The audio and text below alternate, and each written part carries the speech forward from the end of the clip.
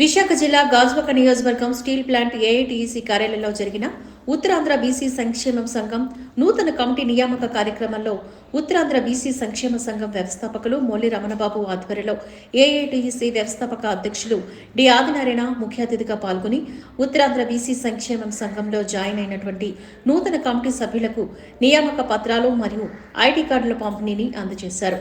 ఈ సందర్భంగా ఏఐటీఈసీ వ్యవస్థాపకులు ఆదినారాయణ మాట్లాడుతూ ప్రభుత్వాలు మారినా బీసీలకు బ్రతుకులు మాత్రం మారడం లేదని, బీసీలను ప్రభుత్వం గుర్తించి వారికి న్యాయం చేయాలని అన్నారు. ఈ కార్యక్రమంలో ఉత్తరాంధ్ర జిల్లాల కార్యదర్శి పిల్లల శంకర్, ప్రధాన కార్యదర్శి కృష్ణం నాయుడు, విశాఖ జిల్లా యువజన విభాగపు ప్రధాన కార్యదర్శి ప్రసాద్, పెందుర్తి నియోజకవర్గ అధ్యక్షులు ఇసరపు వెంకట్రావు, నూతన కమిటీ సభ్యులు రమేష్, తాటికొండ అర్జున్రావు, బండయ్య, శివకోటి, సాయి, తులసిదాసు, సుబ్బరాజు మరియు గాజువాక పట్టణ అధ్యక్షులు డి గణేష్, పశ్చిమ నియోజకవర్గ అధ్యక్షులు వి అప్పలరాజు మరియు బీసీ నాయకులు తదితరులు ఈ కార్యక్రమంలో పాల్గొన్నారు. అనేక మంది సభ్యుల్ని ఈ సంఘంలో జాయిన్ చేయడం జరిగింది.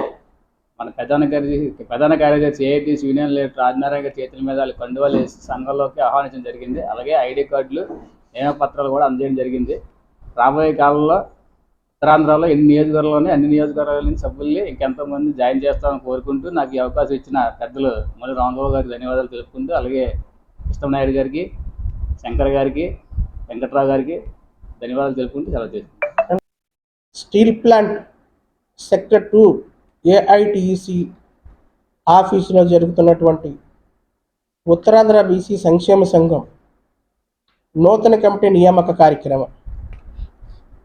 ఉత్తరాంధ్ర బీసీ సంక్షేమ సంఘం తాలూకా డిమాండ్స్ మేము దరిదాపు సంవత్సరం కాలం నుంచి చెబుతూనే ఉన్నాం. చెప్పినప్పుడు కూడా ఎవరు పనాలు చేస్తున్నారు. ఎలా చేసుకుంటూ పోతే మా పని ఎప్పుడు చేయాలో మాకు టైం వస్తుంది.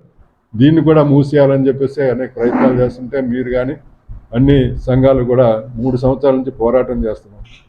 దీన్ని మీ సంఘీభావం కూడా కావాలి. అలాగే మీరు ఎక్కడైతే సంక్షేమ సంఘాలు మీరు ఎక్కడైతే పనిచేస్తున్నారో అనాథులను ఆదుకోవడానికి, అవసరాన్ని బట్టి కష్టంలో ఉన్న వాళ్ళకి సాయం చేయడానికి, ఎక్కడైనా స్కూళ్ళు కానీ పిల్లలకి ఫీజులు కట్టలేకపోయినా, లేకపోతే మరొక ఇబ్బందులు ఉన్నా, వైద్యానికి డబ్బులు లేకపోయినా, మాత్రలకి డబ్బులు లేకపోయినా, ఉండడానికి తిండి ఎప్పుడైనా కష్టమైనప్పుడు కూడా మీరు పెట్టడానికి మీ చేతనంత వరకు మీకు ఉన్న దాంట్లో సాయం చేయండి. మీ సంఘం అభివృద్ధి చెందాలి. మీ సంఘానికి కావాల్సినటువంటి సహకారం అన్నిటిగా ఏ పద్ధతిలో కావాలన్నా సరే నేను అందరూ మాలాంటి వాళ్ళు సాయం చేస్తాను. ఈ రకంగా మమ్మల్ని పిలిచి ఆహ్వానించినందుకు మీ సంక్షేమం అనేది, మీ సంఘం అనేది పెద్ద ఎత్తున సేవా కార్యక్రమంలో మంచి గుర్తింపు పొందాలి ఈ ఉత్తరాంధ్రలో అని చెప్పేసి మిమ్మల్ని అందరినీ కోరుతున్నాను.